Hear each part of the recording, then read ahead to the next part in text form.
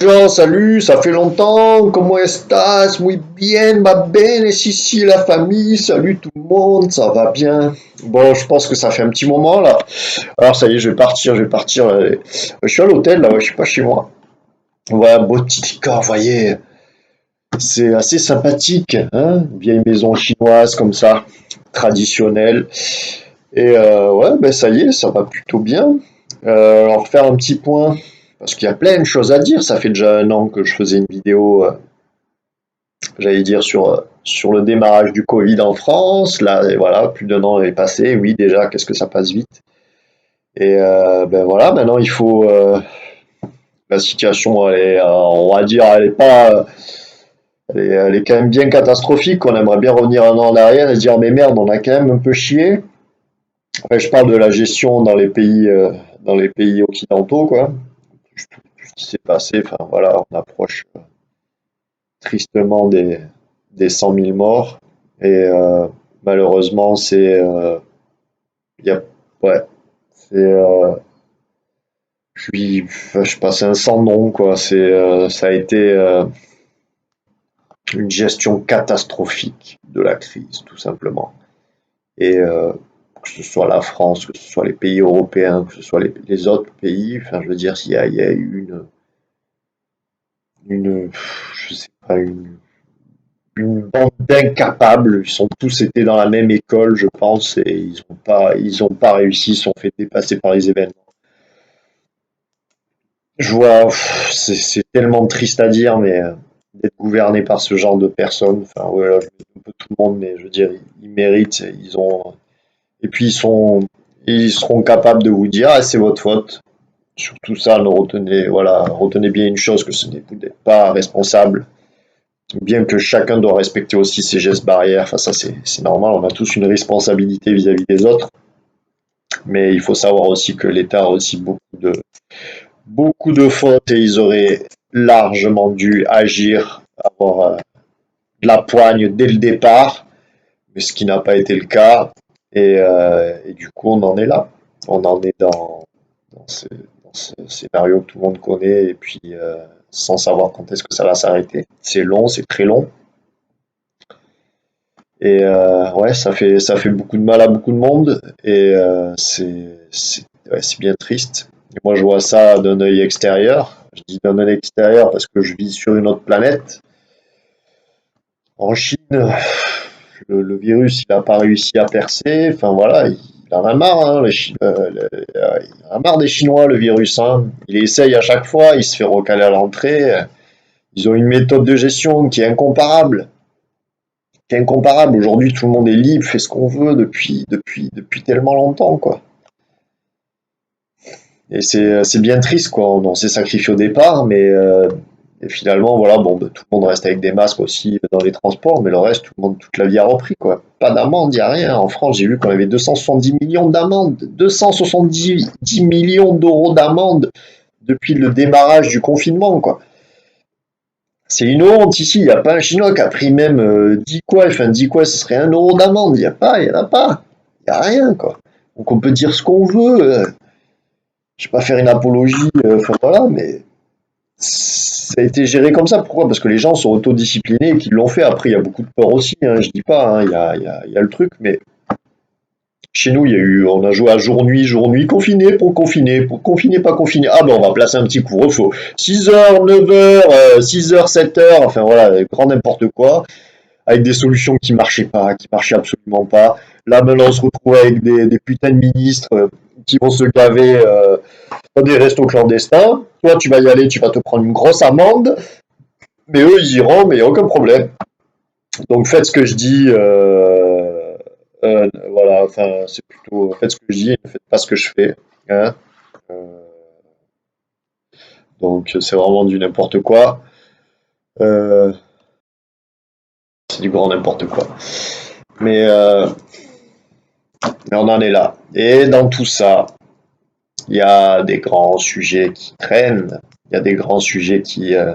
parce qu'il y a eu quand même beaucoup de temps pour réfléchir. Il y a eu quand même beaucoup de gens qui aujourd'hui, je pense qu'il y a des sujets qui n'étaient pas aussi d'actualité et qui ont commencé à émerger. Et c'était ça, en fait, si c'est une chose importante, parce qu'il faut savoir que on a une occasion aussi, à travers tout ça, de remettre en cause tout notre système, ça on l'a déjà dit, mais surtout de ne pas faire les mêmes erreurs, mais on essaie de retrouver un monde d'avant, mais le monde d'avant il est terminé, il ne reviendra plus, parce qu'on s'est rendu compte des failles, sauf qu'il y en a beaucoup qui veulent que ce monde d'avant revienne, mais il ne faut pas qu'il revienne.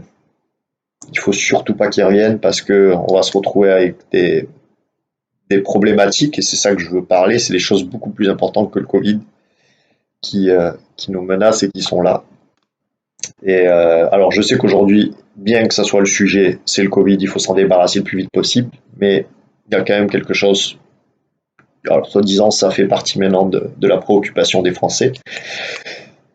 On parle beaucoup de climat, ça c'est un sujet que j'apprécie particulièrement, ou disons qui m'intéresse particulièrement. On parle beaucoup de climat, on parle beaucoup d'écologie, de crise écologique, de transition écologique. Mais je pense qu'il y a beaucoup de gens qui ne savent pas exactement ce que c'est, ou qui manquent d'informations parce qu'on est sous-documenté. En fait, c'est pas la priorité. Donc forcément, on n'en parlera pas trop. On en parlera un petit peu, mais ça va pas monopoliser les médias. Et Dieu sait qu'il faudrait que ça le soit. Parce que ce qu'on vit aujourd'hui, en fait, c'est quelque chose d'unique dans notre histoire. Humaine, je parle. On est, maintenant, on vit donc dans une société, on va dire, industrielle, civilisée, tout ça. On a fait d'énormes progrès, ce qui est bien. Ça nous permet de vivre beaucoup plus longtemps. Ça nous permet, voilà, on est sorti quand même pas mal de la pauvreté, d'avoir un confort matériel à la maison, d'avoir plein de choses. Mais face à ça, on s'est rendu compte que tout ça n'aurait pas été possible sans des apports d'énergie qui fait que on est capable de faire travailler des machines pour nous, de faire plein de choses en fait que l'être humain n'est pas capable seul, ou alors à moins d'un grand nombre de personnes. Mais aujourd'hui, donc, pour faire fonctionner en fait notre monde et notre système, on a besoin beaucoup d'énergie, une quantité phénoménale d'énergie, que ce soit à travers le pétrole, le charbon, le nucléaire, les énergies renouvelables, l'hydraulique, donc tout ça. Mais sauf que on s'est retrouvé en fait avec un problème depuis le début en fait de notre belle lancée de croissance, tout ça, c'est que on, par les activités humaines, on a commencé à dérégler un petit peu le climat. Alors, sans rentrer trop dans les détails de savoir qu'est-ce qui sont, pourquoi en fait l'homme est responsable en fait du réchauffement climatique ou du dérèglement climatique, on peut l'appeler aussi. C'est-à-dire que par nos activités humaines, que ce soit le charbon, le pétrole ou le gaz, on va dire, c'est des énergies qui étaient d'abord contenues dans le sol. Donc ces énergies ont été libérées justement pour nous servir. Et aujourd'hui, c'est qu'elles émettent en fait donc des gaz. Et ces gaz, donc on appelle ça des gaz à effet de serre, et on va parler de CO2, ce sera beaucoup plus facile. Et ces gaz en fait s'accumulent dans l'atmosphère, commencent à former, on va dire, une forme de cloche, qui fait que en fait, quand on reçoit de l'énergie du soleil, celle qui nous aide à réchauffer donc la Terre, on en prend une partie, on en renvoie une autre dans l'espace, et ensuite la Terre, en accumulant cette énergie, elle va envoyer des rayons infrarouges, donc elle va générer de la chaleur et elle va le renvoyer donc dans l'espace.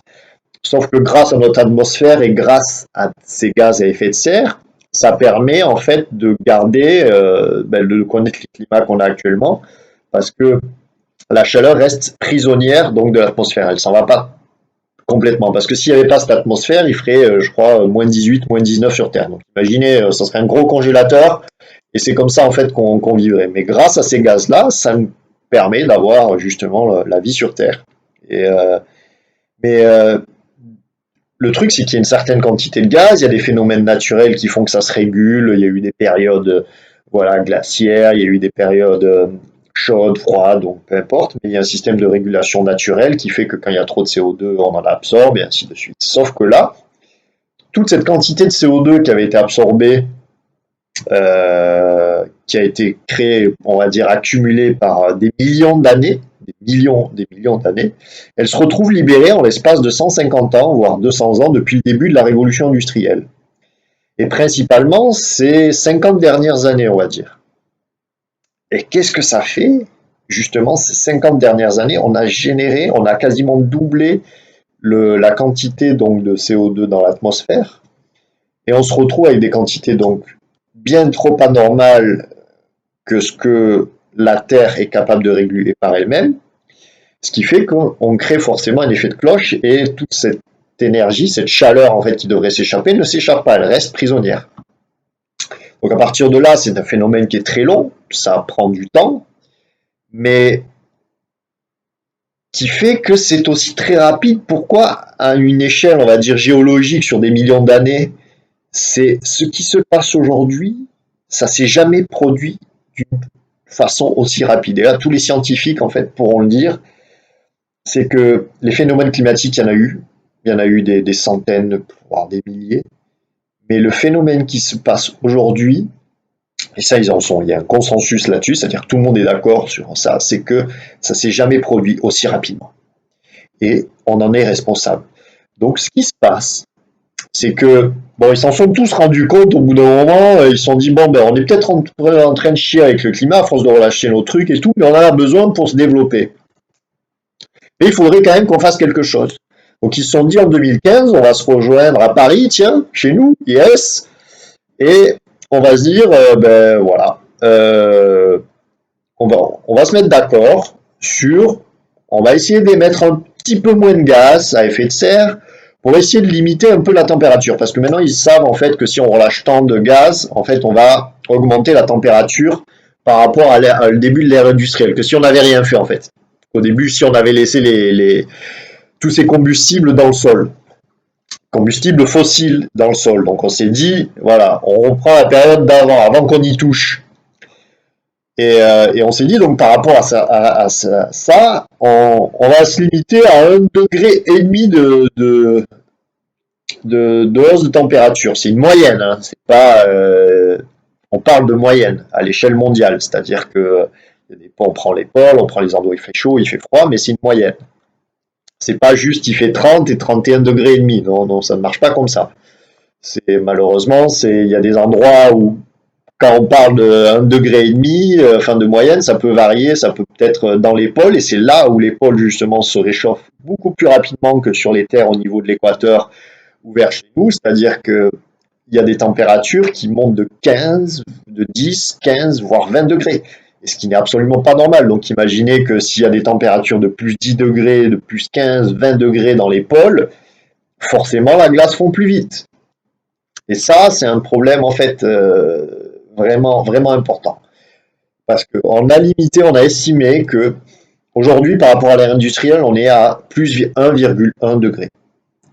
On a estimé que il ne fallait pas dépasser 1,5 degré, c'est-à-dire qu'il nous reste une petite marge.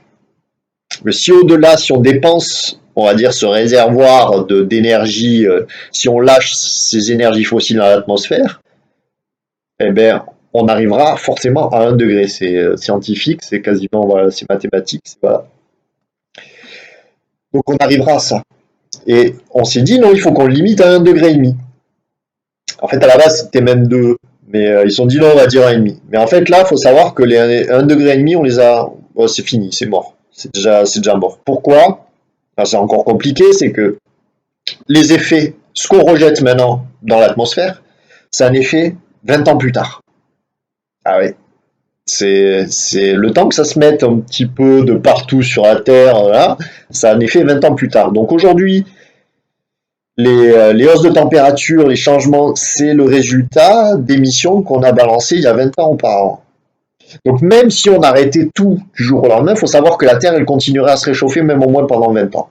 Déjà, minimum.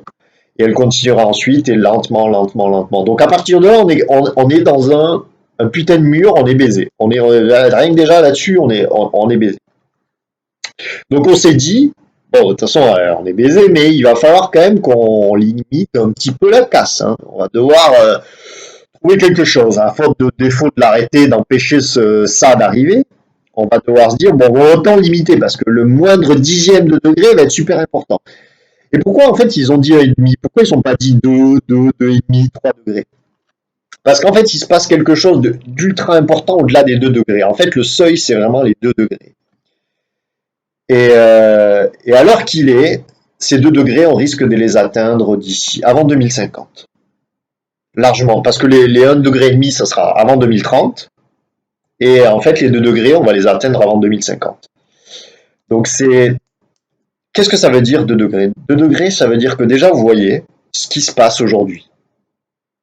On le voit partout. C'est-à-dire qu'il y a des phénomènes météorologiques qui sont de plus grande ampleur, des grands typhons, des cyclones de plus en plus puissants, des fréquences plus rapprochées et des phénomènes climatiques forcément, parce que le froid, le chaud, tout ça, ça crée des mouvements beaucoup plus importants. Ensuite, on voit des phénomènes de gel, de canicule. Pendant un mois, il pleut pas, ou alors quand il pleut un mois, c'est diluvienne. Donc il y a tout qui est absolument complètement chamboulé. Et ça, on est à juste 1,1 degré, hein, je tiens à le dire. Hein. Donc il faut imaginer en fait que dès qu'on va passer la barre des 1,5 degrés, c'est-à-dire qu'il y a des phénomènes qui vont s'auto-amplifier. Alors qu'est-ce que c'est que ça, l'auto-amplification? C'est que quand on reçoit l'énergie donc du soleil, comme j'en parlais, tout ce qui est surface claire, c'est-à-dire tout ce qui est glace, donc neige, glacier, même désert, c'est des surfaces donc avec des couleurs on va dire claires. Donc ça réfléchit en fait la chaleur, ça la renvoie dans l'espace parce que vous le savez, hein, par exemple si vous portez, mais par contre tout ce qui est couleur sombre, dès qu'il fait chaud, ça va garder la chaleur. Vous le savez, hein, si vous avez une voiture noire, vous le savez que vous posez la main en plein été, c'est brûlant. Vous faites la même chose sur une voiture blanche, vous verrez, vous pouvez laisser la main. Vous faites l'expérience, c'est très facile. Donc, il faut comprendre que donc aujourd'hui la glace, tout ce qui est voilà, donc tout ce qui est glacier, tout ce qui est montagne, justement, ça nous aide à renvoyer la chaleur du soleil, le fait qu'il fait pas trop chaud. C'est pour ça que c'est autorégulé. Mais s'il fait de plus en plus chaud, par contre les océans, eux, qui sont sombres, absorbent énormément en fait de la chaleur. Et si commence en fait les océans commencent à se réchauffer, si le reste en fait de la planète sur les autres commence à se réchauffer, c'est-à-dire que les glaciers vont forcément fondre de plus en plus vite. Si les glaciers fondent de plus en plus vite, forcément il y a de moins en moins de surface blanche sur Terre, et si moins de surface blanche, donc il y a moins de réverbération, et ce qui fait que donc ça va chauffer encore, et de plus en plus, et de plus en plus, et de plus en plus. Donc là, on se retrouve, ils appellent ça, les scientifiques appellent ça une boucle de rétroaction positive, c'est-à-dire qu'il va s'auto-amplifier par elle-même. Et ça, il y en a d'autres. C'est-à-dire qu'on a des glaces, par exemple, ça s'appelle le permafrost, le pergélisol en français. C'est des glaces, par exemple, en Sibérie, c'est des terres gelées qui ont gelé pendant des milliers, des millions d'années, et qui aujourd'hui, par l'effet aussi du réchauffement climatique, commencent à se libérer. Sauf qu'elles contiennent énormément de poches de méthane sous elles. C'est-à-dire qu'une fois donc il n'y a pas que le CO2 qui est un gaz à effet de serre, il y a le méthane qui est d'ailleurs 20 fois plus puissant que le CO2. C'est-à-dire qu'il a une durée de vie qui est plus courte, mais il a un effet beaucoup plus puissant en fait que le CO2. Et en fait, il y aurait des grosses quantités, mais ça c'est difficile à évaluer, hein, on ne sait pas combien il y en a, mais qui ferait que on lâcherait beaucoup, de plus en plus, c'est-à-dire plus ça va se réchauffer, plus on va commencer, toutes ces zones vont fondre, et plus ça va relâcher encore plus de gaz. Et plus ça relâche plus de gaz, plus ça va fondre, et là, on est dans la mer. Et en fait, le pire des scénarios, et ça, il faut que vous vous rendiez compte, ça, c'est la chose la plus importante, et c'est pas, en fait, on dirait, on se croirait dans un film d'Hollywood, un film catastrophe et tout, mais c'est la réalité. C'est ça, en fait, le pire, c'est que c'est ultra difficile à accepter, c'est que ce n'est pas un film, ce n'est pas un Hollywood, c'est pas un nouveau truc, un blockbuster de merde, c'est la putain de réalité. Pour regarder n'importe qui, mais c'est la vérité. Si on continue au rythme actuel des choses, des émissions de gaz, que ce soit le monde entier, Europe, France, Chine, Inde, les États-Unis, la Chine, voilà, les États-Unis, enfin tout le monde, on continue comme on fait à croire que ça y est, on peut consommer comme on veut, on va sur des trajectoires comprises entre 3 et 5 degrés d'ici la fin du siècle. Je ne sais pas si, en fait, on peut réaliser, mais déjà 1,1, on voit déjà la merde que ça fait. À 2, on dit qu'il y a quasiment plus aucun coraux sur Terre. Il faut savoir que les coraux aussi régissent beaucoup on va dire tout ce qui est réserve de poissons, parce que ça crée des écosystèmes marins, il y a tout ça. Mais déjà, il y en a beaucoup qui ont commencé à disparaître. Donc si la vie de nos océans aussi commence à déjà à décliner, ça va commencer à être très difficile. Tout ce qui est problème d'eau, pour nos agricultures, parce qu'on va être de plus en plus nombreux. En 2050, on est soi-disant 10 milliards. Il faudra donc de plus en plus de terre pour nourrir justement l'ensemble de la population. Et vu que tous, on veut manger du bœuf à foison, il nous faut des terres de plus en plus grandes pour pouvoir nourrir tout ça. Donc on déforeste à fond. Et si on déforeste à fond aussi, il y a moins de... Oui, tout est lié en fait, de toute façon, parce qu'on pourra moins absorber de CO2, et en fait, on se retrouve dans voilà, dans des schémas qui sont vraiment très difficiles à gérer. Donc, y a plein de dilemmes, en fait, comme ça. Donc, comment on fait dans ces cas-là, en fait, c'est un petit peu... Donc, voilà, 3 à 5 degrés. Mais là, 3 à 5 degrés, c'est, on va dire, c'est l'enfer sur Terre. C'est l'enfer sur Terre parce que d'une, on aura voilà, donc des pénuries d'eau, il y aura des migrations climatiques, c'est-à-dire que les gens qui ne pourront pas vivre, plus survivre parce qu'il n'y aura plus rien qui pousse chez eux, ils vont se dire, mais où est-ce que je vais? Ben, je vais aller dans le nord. Je vais aller dans le nord, là où il pleut encore un peu, ou là où il y a des gens. Et le nord, c'est chez nous, hein, c'est en Europe. Il ne faudra pas s'étonner. Aujourd'hui, les gens se plaignent de quelques milliers de migrants venant voilà, d'Afrique ou d'Afrique du Nord ou même du Moyen-Orient.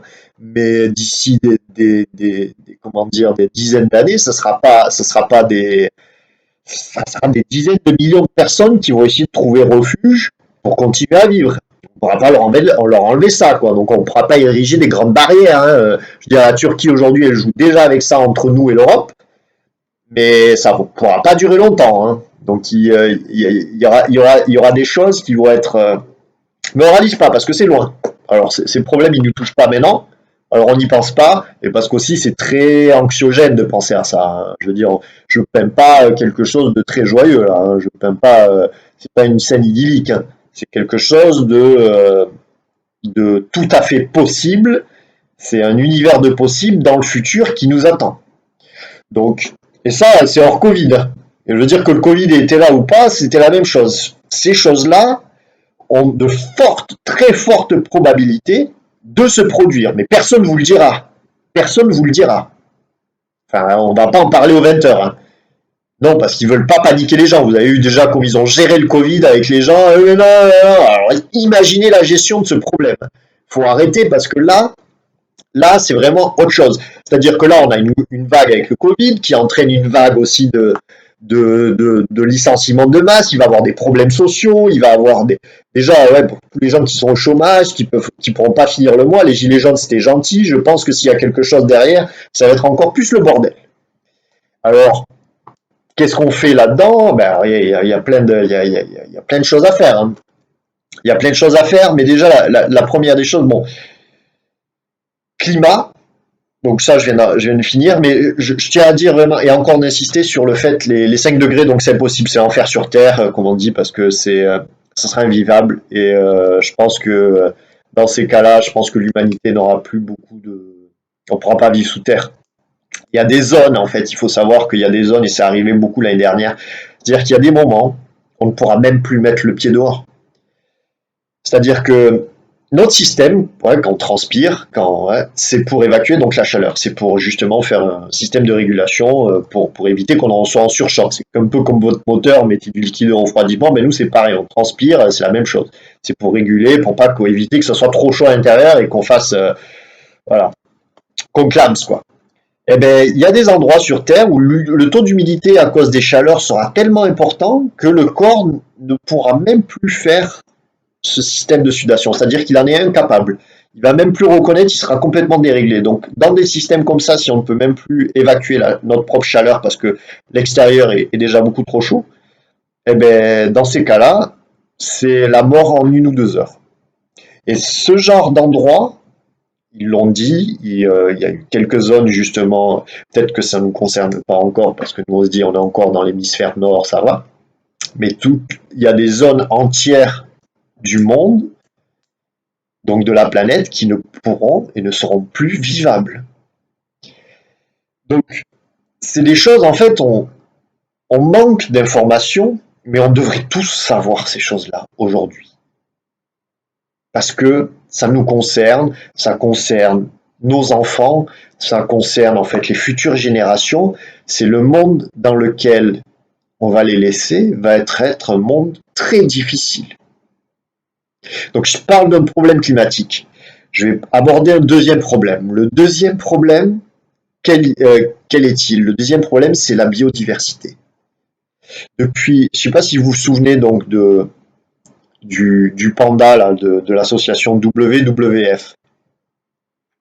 Ils ont fait une étude depuis 1970 jusqu'à 2016, donc 46 ans. Ils ont étudié à peu près 20 000 espèces. Et là, ils ont constaté qu'il y avait une perte de moins de 68% de tout ce qui est vertébré, amphibiens, reptiles, insectes, oiseaux. Donc, une perte de moins 68%. Et ça, c'est sans compter avant les années 70. C'est-à-dire qu'en l'espace de 46 ans, on a perdu 68% des principaux animaux terrestres qu'on avait, qui vivaient avec nous, quoi. C'est quand même terrible, quoi. Et ça, c'est hors climat, c'est hors chose, c'est juste parce que on défonce tout. On défonce tout, on fait plus rien, on utilise des pesticides à gogo, on prend leur terre parce que on est trop dans l'excès. Aujourd'hui, notre système économique, le système dans lequel on vit, le système dans lequel on a évolué, on nous a appris, le système capitaliste, se nourrit en fait, donc prend à la nature des ressources, que ce soit n'importe quoi, pour les transformer en objets et ensuite les vendre. Mais en fait, on ne donne rien à la nature, c'est-à-dire qu'on prend ces ressources gratuitement. C'est juste en fait on fournit un travail qui va être un travail manuel, voilà, on va faire travailler des machines, des hommes pour transformer ces choses-là, mais la nature, ce qu'elle nous donne, elle nous donne gratuitement. C'est juste ensuite nos transformations, nos technologies qui ont fait on peut faire des téléphones, on peut faire tout, mais les terres, à la base, elles sont là, elles existent, mais on les prend gratuitement, qu'on va pas lui redonner la pièce, tiens, tu m'as donné des trucs. Donc on déforeste tout, voilà, enfin, on prend tout en abondance, plus qu'on a besoin, parce que forcément ben, il faut développer l'économie, il faut faire grandir en fait voilà, la finance, faut faire plaisir aux actionnaires, allez, il faut y aller, il faut y aller, il faut y aller, parce que voilà, il y a des gens qui attendent derrière, et puis il y a la concurrence, il y a tout le monde qui se tire dans les pattes, parce que tout le monde veut faire du fric, tout le monde veut la super bagnole, tout le monde veut les machins, nanana. Et en attendant, parce que là, pour le moment, on se fout pas encore trop sur la gueule. Mais il y a aussi quelque chose, voilà, donc troisième problème qui arrive, c'est le problème des ressources. C'est-à-dire que on ne peut pas, et là c'est de la physique toute simple, on ne peut pas continuer, en fait, consommer de manière illimitée sur une planète aux ressources limitées. Oui, c'est simple, c'est tout simple. Hein. Je veux dire, tu peux pas dépenser plus que ce que tu gagnes, ou alors, oui, ça s'appelle un crédit. Tu demandes. Et alors oui, et là maintenant, il faut savoir qu'on vit à crédit. Par exemple, tous les ans, arrivé, je sais pas, maintenant c'est juillet. Il y a encore maintenant, c'était peut-être en décembre, mais là maintenant, le monde en fait vit à crédit à partir de juillet-août. Et donc ça veut dire que on a pris tout ce qui était qui pouvait être renouvelable, les stocks de poissons, de bois, et en fait on vit à crédit sur le reste de l'année. Et des populations comme la nôtre, en France, on aurait besoin, si tout le monde entier consommait comme nous, il faudrait 3 planètes. Si les gens consommaient comme des Américains, il en faudrait 8. Comme des Qatariens, il en faudrait 11. On les a pas, ces planètes. Elles n'existent pas. Donc on va se retrouver forcément à un moment, si tout le monde veut suivre le modèle occidental, en plus qu'on met fièrement sur des pancartes de partout dans le monde, venez manger ci, McDonald's, venez manger ça, là là là, forcément tout le monde veut la même chose. Hein. Si on met toutes les mêmes pubs de partout, au bout d'un moment, quand même, c'est un peu normal que tout le monde veuille la même chose. Mais si tout le monde veut la même chose, à un moment, ça va bloquer, hein, parce qu'on n'a pas assez de place, on n'a pas assez de ressources, et il faudra bien qu'il y en ait qui l'aient, il y en a d'autres qui l'aient pas. Comment on va faire? Donc, je pense que ça va forcément générer des conflits, ou alors il y a des choses, on va plus pouvoir se le permettre. Il n'y aura que des élites de personnes qui pourront le faire. Et il y en a d'autres, donc dans tout ça, on va dire, ah, mais je fais quoi? J'arrête de vivre, je machin, moi je galère déjà, je me prive de tout, pas dit ça. Et surtout, va dire au pays, au pays qui est en train de se développer, je parle à l'Inde, je parle à la Chine maintenant, je pense qu'elle est assez développée comme ça, mais à l'Inde, eux, ils sont encore à 0,8 planètes, donc ça va, ils sont beaucoup, mais ils veulent tous aussi la même chose, ou aux Africains aussi. L'Afrique se développe d'une manière mais considérable. Et on peut pas dire, tu vas pas demander aux Africains, mais arrêtez de consommer, arrêtez de produire des gaz à effet de serre, arrêtez de manger du bœuf, faites pas comme nous, quoi. Et vous êtes qui pour dire ça? Vous, déjà, donnez-nous l'exemple, hein, à ce moment-là. Est-ce que vous êtes capable, vous, d'arrêter et de nous donner une meilleure truc de société? On leur donne, on leur fait miroiter que c'est nous, notre mode de vie qui est le meilleur dans le monde, et on leur demandera de ne pas faire pareil. Parce qu'on s'est trompé, mais ils rigolent. Ils disent, mais qu'est-ce que vous êtes là? Déjà, on sait même pas ce qu'on va manger demain. La plupart des gens sur Terre, ils savent même pas ce qu'ils vont manger demain. Donc, dis, parle-moi d'écologie, j'en ai rien à foutre de ton écologie, je me la carre au cul. Moi, ce que je veux manger, si je veux manger, je veux aussi un peu de trucs, je veux aussi faire bling bling, voilà. Les gens, ils veulent essayer de vivre un petit peu mieux, quoi. Aussi un confort, quoi. Donc, on se retrouve dans pas mal de paradoxes, c'est super compliqué. Je me rends compte que enfin, plus j'essaye de comprendre, plus je me rends compte en fait c'est ultra complexe et que c'est difficile en fait de mettre tout ça ensemble. Et on peut pas demander à tout le monde, à tous les gens aussi de mettre et on peut pas mettre la faute aussi sur les gens, sur tout le monde parce que on est fort aussi chez nous en France, c'est de culpabiliser les gens. Ah, c'est ta faute, de toute façon, c'est parce que tu pisses pas dans la douche. Ah, tiens, nanana. Mais ça, c'est la grosse connerie, quoi. Parce que les efforts, ils viennent pas forcément que des individus. Ils viennent aussi beaucoup des entreprises. Et parce que ces entreprises, elles en ont rien à foutre, en fait, de. Si nous, on leur met pas la pression, ben, elles continueront de faire de la merde. Parce que si elles font travailler des gamins, si elles utilisent justement des trucs qui polluent la nature, parce qu'on continue à les acheter, donc on continue à les financer, donc elles continuent, elles en ont rien à foutre. Donc notre pouvoir à nous, il est beaucoup plus grand que ce qu'on peut imaginer. Il est beaucoup plus grand parce que c'est là où on réalise en fait que une action ben, qu'on a, qui se multiplie donc par le nombre du peuple, ben, une action considérable sur ces entreprises. Si on n'achetait pas, disait Coluche, si on n'achetait pas, ben, ça ne se vendrait pas. C'est aussi simple que ça. Donc on a un pouvoir réel de dire je vais acheter à cette entreprise aujourd'hui parce que cette entreprise est vertueuse. Alors il y en a beaucoup, et c'est pour ça qu'on parle de greenwashing, c'est-à-dire qu'ils vous font croire que ce qu'elles font c'est vert, et que c'est bon pour l'environnement, mais c'est que de la connerie. C'est juste marketing, ça. C'est juste pour essayer de vous attraper, de dire, et comme ça, quand tu achètes ces œufs, tu te donnes bonne conscience. Il y a pas mal de choses. Donc après, il faut aussi, on n'a pas bonne réponse à tout, c'est-à-dire qu'il y a des compagnies qui essayent, il faut aussi leur donner une chance. C'est-à-dire que c'est pas facile de changer, c'est pas facile du jour au lendemain de changer tout notre système économique. Mais pourtant, il le faut, quoi. Il va falloir que aujourd'hui, et ça j'en suis persuadé, c'est que chaque talent, chaque aptitude que nous avons, moi, tout le monde ici, vous, là, qui m'écoutez, on a chacun quelque chose à faire dans le but de faire changer les choses pour améliorer ce monde. C'est-à-dire qu'on doit, et je pense que c'est notre responsabilité en tant que citoyens et citoyennes du monde, on a une responsabilité vis-à-vis des futures générations. On a une responsabilité. On ne peut pas laisser aussi ceux qui se sont gavés auparavant et qui aujourd'hui en ont strictement rien à foutre parce qu'ils savent qu'ils ont réussi, ils sont riches, ils sont à la fin de leur vie. Mais on ne peut pas aujourd'hui laisser ça. Nous, on est peut-être à la moitié. Notre génération des 80, on est peut-être à la moitié. Mais il y en a une autre qui arrive et eux, ils ont encore toute la vie devant eux. Mais on ne peut pas leur laisser une planète qui va être en surchauffe, où il n'y aura plus d'animaux, où il y aura les trucs, où ça va être la guerre, où ça va être n'importe quoi. C'est pas possible. On ne peut pas faire ça.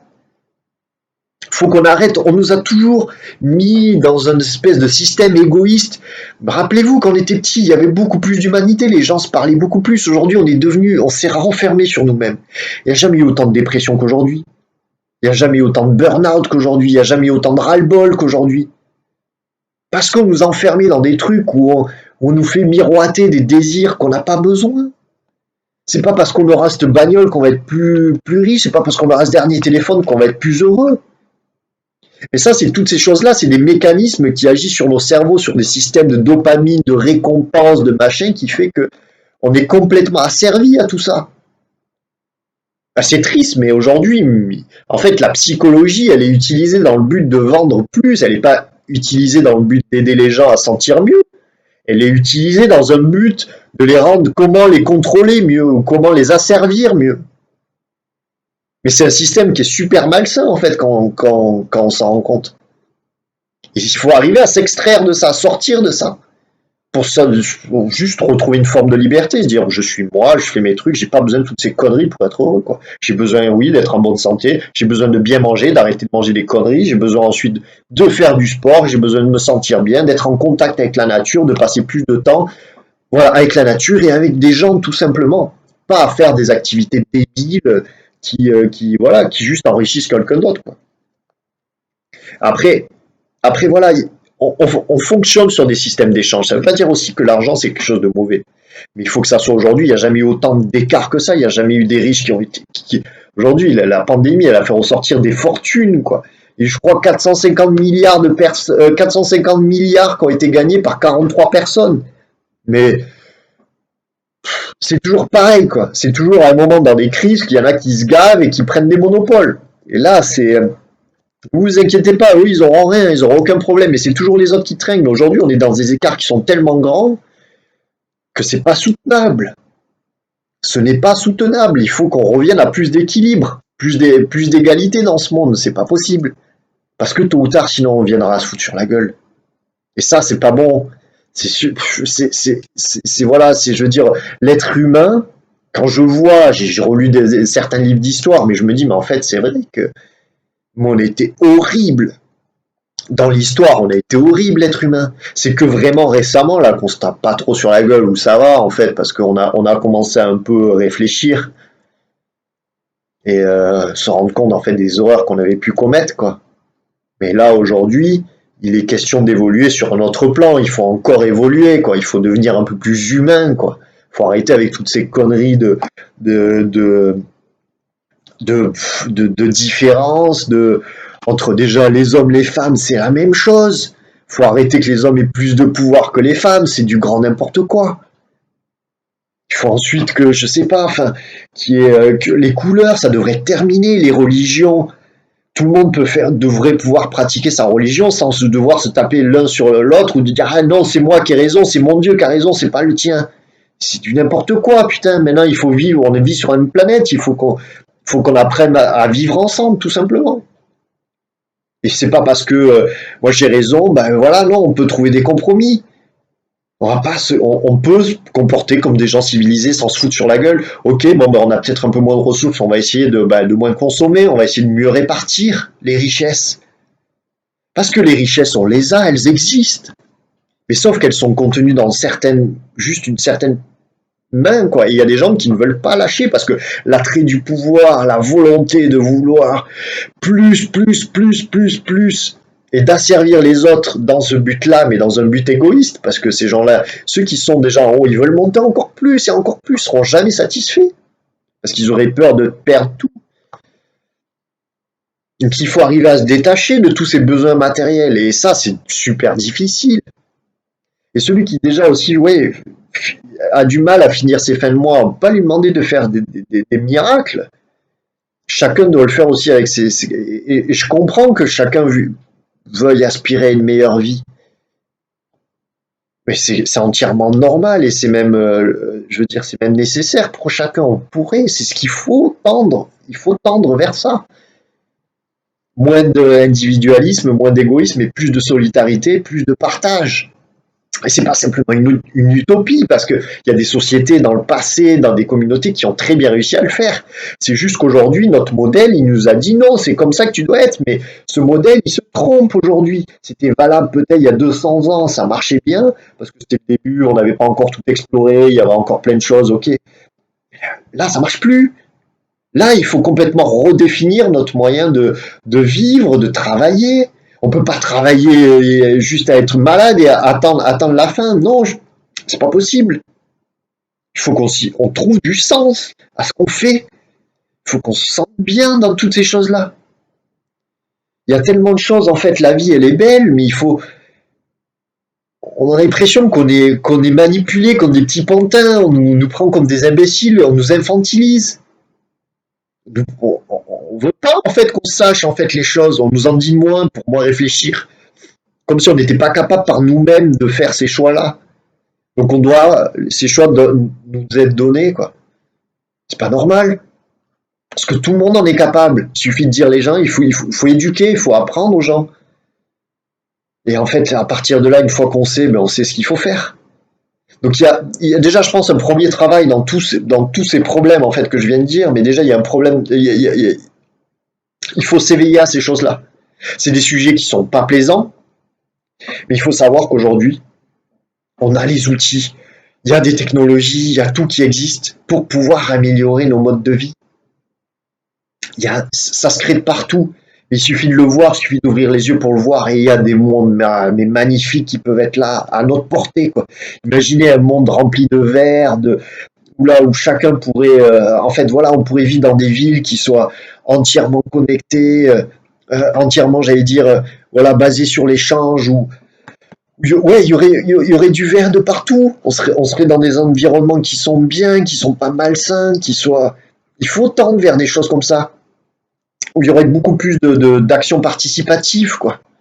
Il faut que les gens participent, il faut se réengager je pense, d'une manière sans devenir politicard, machin, non, il faut se réengager à des petites échelles locales, autour de chez soi, déjà, prendre peut-être part au niveau familial, au niveau amical, au niveau de son cercle, voilà, d'amis, et ensuite créer des petites choses pour reprendre, en fait, une responsabilité vis-à-vis de ce qu'on pourrait faire, en fait, ensemble, quoi. Quel monde tu veux, quel monde je veux, est-ce qu'on peut trouver un accord, quoi. Mais bien sûr que c'est utopie, mais il nous faut de l'utopie. Parce qu'aujourd'hui, on nous a vendu là, tout le scénario que j'ai dit là, à la Hollywood, ça peut être du vrai, ça c'est pas une utopie, c'est la réalité. Donc pour contrer ça, on va devoir faire deux choses. D'une, il faut quand même se préparer parce que ça risque de pas être joyeux. Il va falloir se préparer justement à vivre dans un monde où il fait de plus en plus chaud, et ça va être une réalité. Donc il va falloir s'adapter au niveau agriculture, au niveau mode de vie, il va falloir baisser nos consommations, il va falloir donc tout ça. Ensuite, il va falloir aussi réduire parce qu'on aura de moins en moins de ressources. Donc il faudra apprendre à recycler de plus en plus.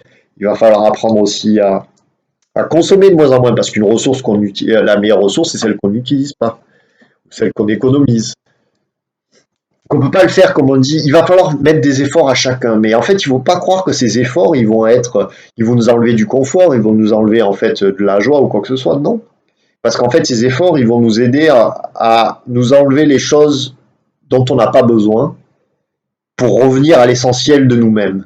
Et c'est ça en fait la chose la plus importante, c'est revenir en fait à cette forme où on est bien, on se sent bien, on est nous-mêmes, voilà, et puis on va pouvoir vivre notre vie tranquillement avec les gens qu'on aime et en bonne santé. Parce qu'il y a tout un système aussi où en fait on le voit, hein, c'est, il y a aussi des formes des gens qui se gavent sur notre santé, quoi. Si t'es malade, pour eux ça les arrange. Et le but, non, c'est de reprendre contact avec justement avec nous-mêmes, quoi. D'être en meilleure santé, quoi. Tout en continuant à développer justement voilà, nos sociétés, ouais, que la médecine continue qu'on puisse soigner.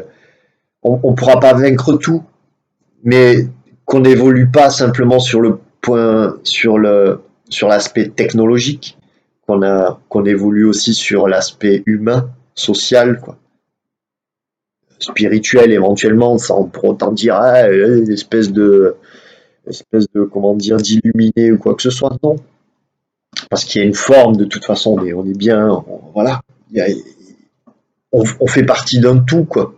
On fait partie d'un tout qui est la création de la vie, quoi, de l'univers, de tout ça. Donc on peut être bien en présence juste d'un arbre, quoi, de dire oui, voilà, en présence de la nature, sans pour autant être fêlé, quoi. Juste de se sentir bien les uns avec les autres, sans avoir besoin du oh, putain, il me faut ce dernier équipement là, sinon je vais péter un câble. Non, juste de retrouver l'essentiel de ce qui nous rendait heureux. Et toutes ces choses-là, on les a perdues, on ne les a plus enseignées, on nous a déviés de ça. Et aujourd'hui, ce qu'il faut, c'est pouvoir reprendre ce contact-là. Il faut reprendre contact avec soi. Et la première chose, ça passe par l'éducation.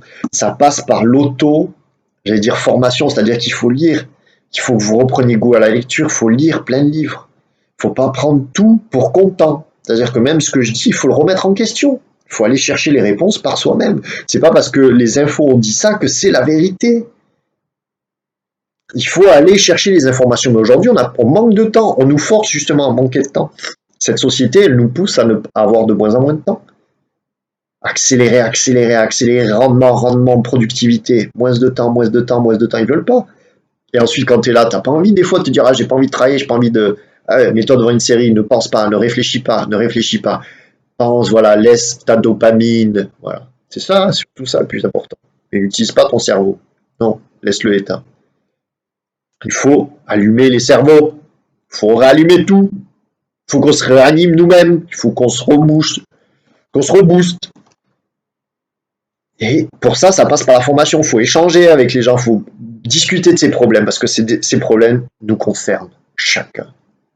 Tous les gens sur cette planète sont concernés par ces problèmes. Et ceux qui sont réveillés, je pense, ont un droit aussi de réveiller les autres. Parce que c'est important, on est tous dans le même bateau.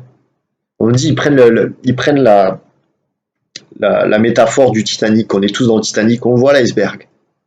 Il y en a qui continuent toujours à jouer dans la salle ballroom. Il y en a d'autres qui ont déjà mis les canaux de sauvetage. Il y en a d'autres qui essayent de gueuler, personne les écoute. Et les capitaines, ils sont là encore. Allez, on fonce, on va le niquer cet iceberg. Non, non, non. C'est lui qui va nous baiser si on continue comme ça et surtout à pleine vitesse. Donc il faut qu'on trouve des solutions. Et les solutions, comme j'ai dit, elles existent. Mais ça passe par une remise en question de soi-même. Et ça prend du temps. Moi, ça m'a pris beaucoup de temps et je suis encore en fait sur ce cheminement. Et ça prend aussi parce que on passe de désillusion et des fois on veut pas voir. En fait, ce qu'on voit, ça fait mal. Des fois, on voit la réalité, on voit ça et on se dit mais putain, merde quoi. Et c'est normal de réagir comme ça. Personne n'a envie de voir un truc, donc on préfère rester dans nos bulles quoi. Alors, vas-y, je préfère regarder ma série là, ce que tu me montres là. Moi, je préfère regarder mes séries parce que là, la réalité là, je veux pas. C'est trop noir ton truc. Je préfère encore regarder, voilà, mes séries quoi. Mais pourtant, il nous faut connaître la vérité, quoi. Et la vérité, elle est là, et il faut aller la chercher, quoi. Voilà, faut se renseigner, regarder des documentaires, écouter des spécialistes, et petit à petit, en fait, on va dire, la lumière va se faire, quoi. On saura quoi faire. Parce que tous, on a un potentiel, justement, de vie en nous, et il faut qu'aujourd'hui, on reprenne cette quête de sens. Que nos vies aient du sens, pour nous-mêmes, pour le temps qui nous reste à vivre, mais pour les générations qui vont venir. On leur doit ça. On doit en fait ça, on peut pas en fait penser de manière égoïste. Mais il y a tellement de choses encore à dire là-dessus. Mais c'était un message que je voulais transmettre en fait. Et, euh, et je pense que j'aurais encore beaucoup beaucoup à dire, mais je pense que je vais m'arrêter là aujourd'hui. Je vois 48 minutes, je fais oula, j'ai parlé, j'ai quand même pas mal parlé. Et mais essayer d'y réfléchir. Et j'espère que voilà, bon, j'ai peut-être perdu du monde en cours, mais même s'il y en a quelques-uns qui continuent quelques-unes qui continuent aussi à m'écouter, ben, j'espère que ça vous fera réfléchir et j'aimerais bien, voilà, aussi échanger, continuer à en parler. Et, mais surtout, si vous avez ça, faites-le aussi autour de vous. C'est difficile de dire ça aux gens, c'est difficile parce que, ouais, pas être un apporteur de mauvaises nouvelles, je suis pas, certains disent, je sais pas, enfin celui qui ouais, apporte les mauvaises nouvelles, non, c'est juste une réalité, c'est tout. Aujourd'hui, c'est ce qui risque de se passer pour nous. Donc il faut qu'on agisse. Et on pourra pas, personne ne pourra y arriver seul. Il faut qu'on y arrive tous ensemble. Et ça passe par les premières phases de réveil. Et ça peut durer longtemps, mais le plus tôt c'est le mieux. Il n'y a pas de meilleur moment que maintenant pour agir.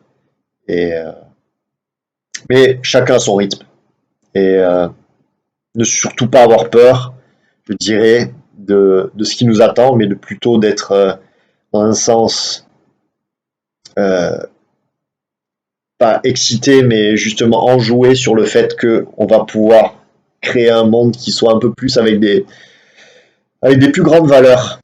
Et c'est surtout ça, mais ça se fera pas justement non plus gentiment. Et ça, il faut s'y préparer. Il faut il faut se dire que voilà, on aura les soutiens qu'on a besoin, mais ça sera pas non plus tout repos. Mais ça vaut le coup.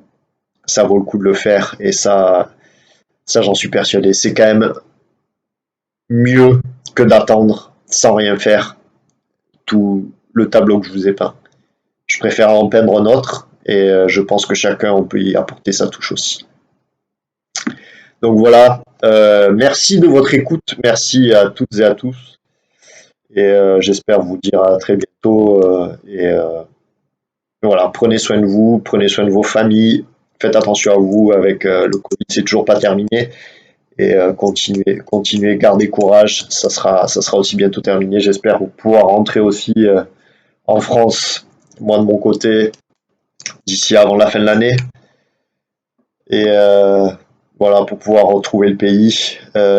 Mais pensez à tout ça et surtout commencez aussi à vous mettre en route. Et ceux